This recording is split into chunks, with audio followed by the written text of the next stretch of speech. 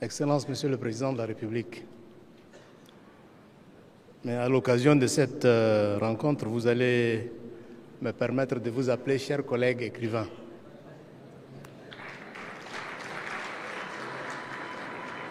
Car vous venez de rejoindre le cercle des écrivains ici présents. Et les absents tels que Nimrod, Njekeri, Kulsi Lamko qui nous écoutent, Marie-Christine Kounjaki aux États-Unis, le vieux Antoine Bangui. Je voudrais, avec votre permission, Excellence, Monsieur le Président, saluer la présence du doyen Khayar Oumar Defalla, que nous appelons le Toumaï de la culture tchadienne. Excellence, Monsieur le Président de la République, chers collègues, Monsieur le Premier ministre, Mesdames et Messieurs les présidents des grandes institutions de la République, Mesdames et Messieurs les ministres, mon général Semga, chers amis écrivaines et écrivains, Maître Clarisse, Mariam Mohamanour, Zainab Adinguez, Sitina Abdelmajid, Mariam Mohamed Hadji, mais je ne vais pas citer les hommes parce qu'ils sont très nombreux.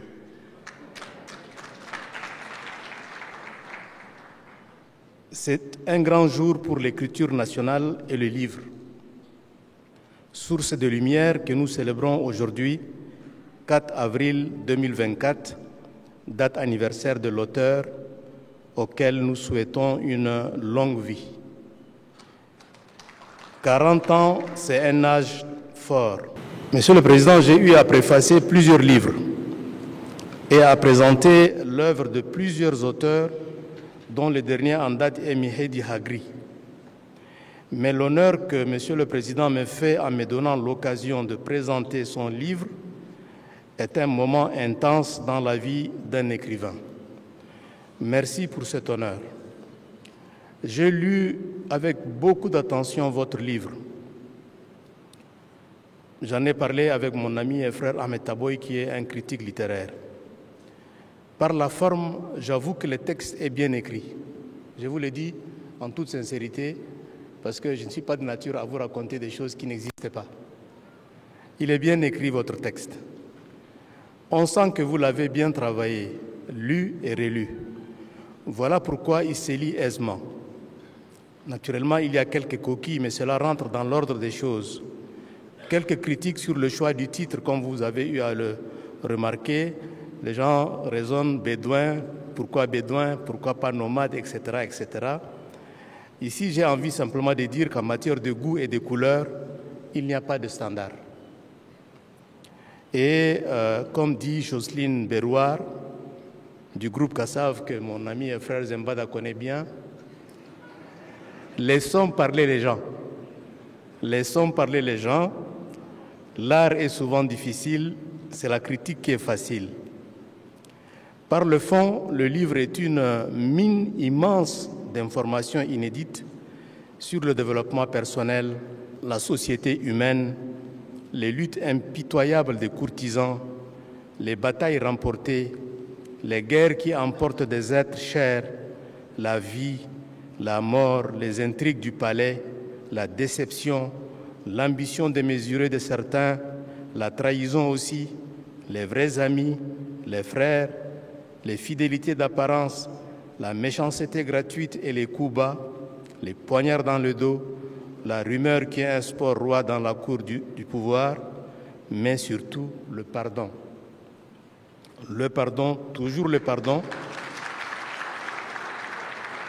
Donc la foi est Dieu qui permet toujours de remonter la pente. Parce que dans les livres, le président revient régulièrement sur Dieu, sur la question du pardon, et ça, c'est remarquable.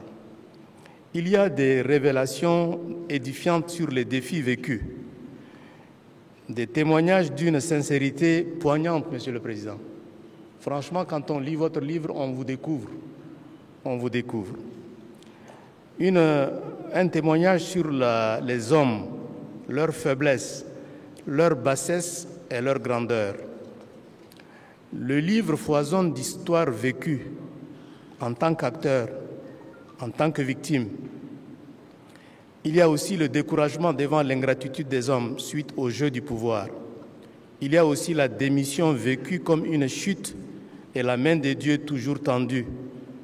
Le relèvement, l'ascension inattendue grâce à Dieu et à un Père stratège et perspicace. Paix à l'âme du président Allah Rahma Idriss Déby Itno. La mort du Père a été vécue par vous comme un très grand drame, parce que vous ne vous y attendiez pas du tout. Et puis, vous avez développé une vision dans les chapitres. Moi qui ai eu à servir à la présidence du temps de votre feu père et sous votre ordre, habitué à voir les hommes sous toutes les postures et pour avoir eu à servir aux côtés de l'auteur, donc du président Mohamed Idriss Déby, durant les heures incertaines de la transition, je peux dire que l'auteur est un homme avec une grande intuition. La question de l'intuition, il faut travailler avec les hommes pour les connaître. L'intuition n'est pas culturelle. Elle n'est ni Zakhawa, ni Goran, ni Sarah. L'intuition est donnée par Dieu à n'importe qui. Elle est innée en l'homme. C'est une boussole qui permet de naviguer et d'arriver à destination. Ne dit-on pas qu'il n'y a pas de vent favorable pour celui qui ne sait où aller? L'auteur du livre que nous avons ici, que nous célébrons aujourd'hui, sait où aller et c'est rassurant de le savoir dans son livre. La bonne intuition donne à l'homme des aptitudes d'aigle.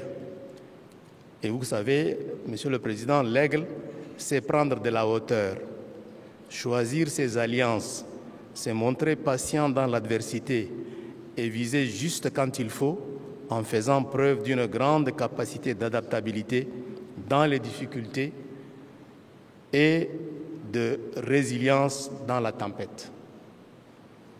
Les amoureux des histoires croustillantes, et il y en a dans la salle, je vois là-bas le ministre Djiddi Sougoudi, les amoureux des histoires croustillantes seront gavés d'anecdotes édifiantes sur la lâcheté des hommes, leur bassesse, mais aussi sur la fidélité des amis, comme celui qui a littéralement passé la nuit devant la porte, en travers de la porte, le jour J de l'histoire. Ce moment a été très intense dans le livre et j'ai beaucoup apprécié cette amitié, très sincèrement. 3 personnalités ont une place particulière dans le cœur de l'auteur. Je ne vais pas les citer ici, ils sont là, qui reçoivent vraiment l'amitié de la salle parce que ce sont des amis de lutte, ce sont des amis de tous les jours, ce sont des amis dont la fidélité a été éprouvée au moment où le maréchal était vivant, Allah Rahma bil Jannah, et encore aujourd'hui. Et cette amitié-là, à mon avis, elle doit être enseignée. Il y a aussi des hommes politiques qui ont été nommément cités. Et cette fois-ci, vous allez me permettre de faire une exception, Monsieur le Président. Je voudrais citer le grand frère Saleh Kebzabo. Vous avez vraiment été cité en bien et ça m'a fait plaisir. On était à Doha. Moi, je vous connais depuis très longtemps. Le président est jeune. Mais quand j'ai vu cette affirmation, j'ai dit chapeau. Pourvu que tout le monde ait vraiment cette aptitude à être bon de cœur, gentil, pas faire des coups, sortir par-ci, par-là. En tout cas, on peut apprendre beaucoup de choses auprès du grand frère Saleh Kebzabo, dont je salue la présence de madame ici. Monsieur le Président, à Doha, il était très efficace. Il a été très efficace parce que c'est le plus âgé. En tant que métis de culture, et nous sommes nombreux ici à être des métis de culture, je crois que tous les Tchadiens sont des métis de culture. Si nous sommes tous des sangs mêlés, malgré que certains affirment des choses qui sont bizarres.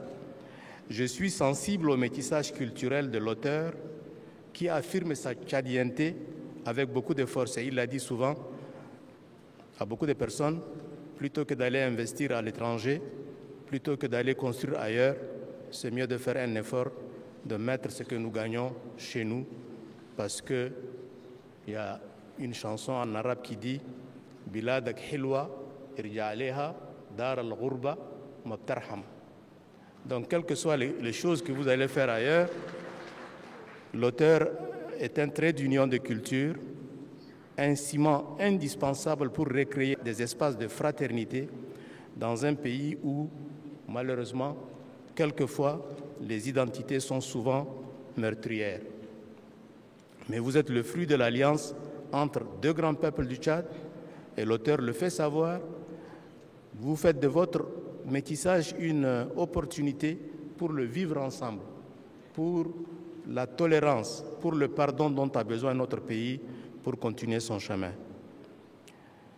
Monsieur le Président, chers collègues écrivains, mesdames et messieurs, votre livre a une charpente qui est très régulière. Il y a d'abord un sommaire, un avant-propos et 6 chapitres faits de sincérité poignante. Vous aimez la vérité et vous dites la vérité à travers les lignes de votre livre. Je prends le premier chapitre, de Bédouin à soldat. C'est l'enfance heureuse, la rencontre du père, la bonté humaine des deux grands-mères, paix à leur âme, le bonheur de la fraternité, l'école, les langues, les voyages, les amis dont je vois ici, beaucoup ici dans la salle, et les frères dont le défunt Brahim, et les vivants dont la sœur des grands jours de la vie, Madame Amira, votre sœur, vous en parlez tellement bien que j'ai envie de la citer et je la cite. Le chapitre 2, nous, on ne se fait pas de doute, Monsieur le Président, que vous êtes militaire dans l'âme. La carrière militaire riche en perspectives, mais les hauts et les bas, les combats contre les rebelles et votre disparition de Paris pour venir rejoindre votre père lorsque le pays était dans le péril.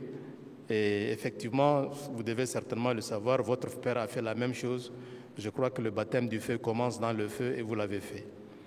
Et naturellement, qui est ce père qui n'est pas heureux de voir son fils à côté de lui dans les moments difficiles?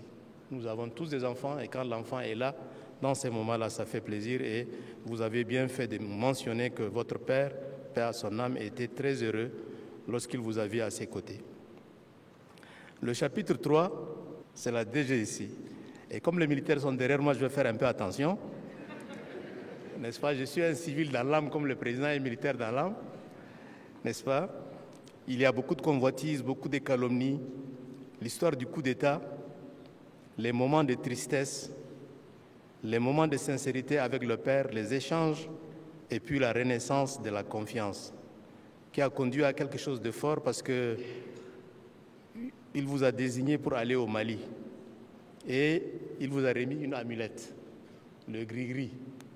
Je crois que s'il y a des gens qui sont intéressés de savoir qu'est-ce que ce gris-gris a donné comme chance au président, c'est à lui de répondre un peu ici. Mais nous savons que dans nos traditions, il y a le blindage. Nos amis blancs ne comprennent pas ça. Mais nous, on se sent blindé quand on a quelque chose dans la poche. N'est-ce pas? Je crois que ça a dû servir, Monsieur le Président, dans vos chevauchés au nord du Mali. Le chapitre 4, c'est les défis de la transition, où rien n'était gagné d'avance. Et la générosité avec laquelle, lorsque le général Ibrahim, qui était votre adjoint, vous a demandé « Vous voulez être président ?» Vous lui dites « Je préfère que ce soit Kérémo ». Et lorsqu'on pose la même question à Kérémo, il dit « Je préfère que ce soit vous », sans que ni l'un ni l'autre ne soit informé. J'ai aimé aussi cette complicité entre frères.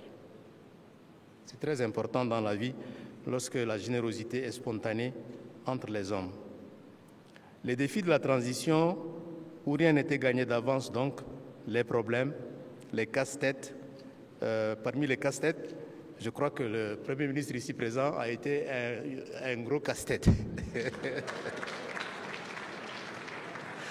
N'est-ce pas? Voilà. Mais Dieu est bon. Dieu est bon, Dieu est généreux.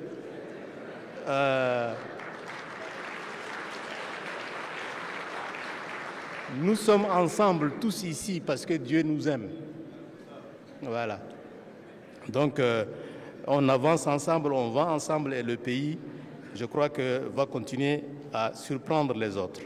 Les conflits intercommunautaires, le dialogue, le référendum, mais toujours la patience et le pardon.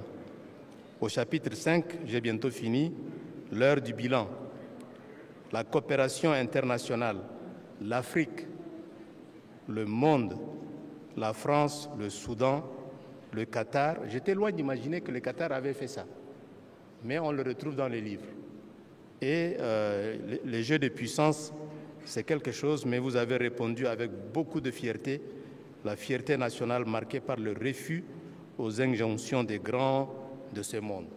Les grands de ce monde, ils veulent dicter beaucoup de choses, mais je crois qu'il faut maintenant avoir le courage de refuser un tout petit peu pour se sentir un peu mieux. Le chapitre 6, Monsieur le Président, c'est votre vision pour le devenir du Tchad. C'est tout un programme et je voudrais ici rassurer mes amis et ceux qui vont bientôt rentrer en campagne dans les provinces.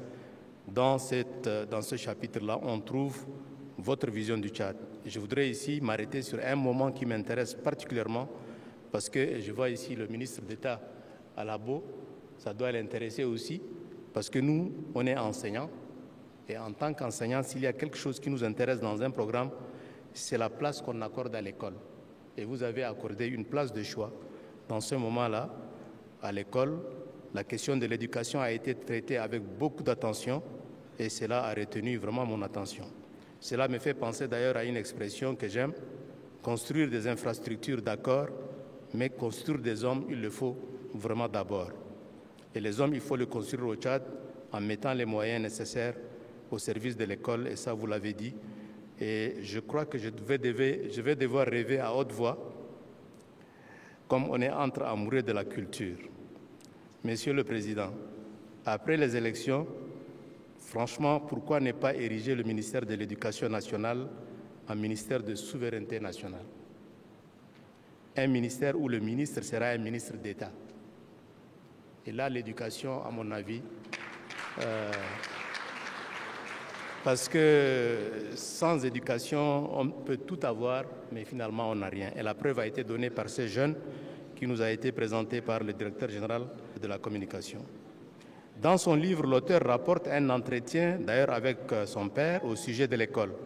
Le président Dauphin disait à son fils, je cite, c'est dans le livre, il avait rassemblé tous ses enfants et il leur a dit, mes enfants, faites bien l'école et l'école vous fera du bien. Faites bien l'école et l'école vous fera du bien. Enfin, merci pour cette leçon d'humilité, de sincérité et de patriotisme. Le Tchad, les Tchadiens méritent qu'on les aime et vous les aimez, qu'on ne les abandonne pas, vous ne les abandonnez jamais. Le Tchad mérite qu'on les serve comme vous le dites. On ne doit pas les quitter, n'est-ce pas? Quelles que soient les difficultés, tenir, parce qu'après tout, tous les peuples sont passés par ces difficultés. Et si nous tenons, nous allons les vaincre.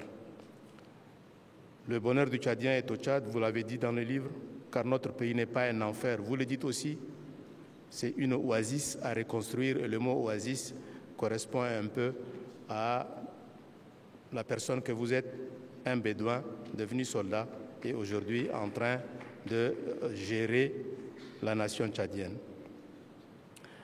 Et enfin, la rencontre d'aujourd'hui, à un moment charnière de l'histoire politique de notre pays, nous sort de l'ordinaire, car c'est un moment de culture. Nous sommes habitués aux meetings politiques, etc., etc. Grâce à Monsieur le Président, nous sommes réunis par la culture, pour la culture. Et vous devez comprendre que la culture, c'est ce qui nous reste quand on aura tout perdu.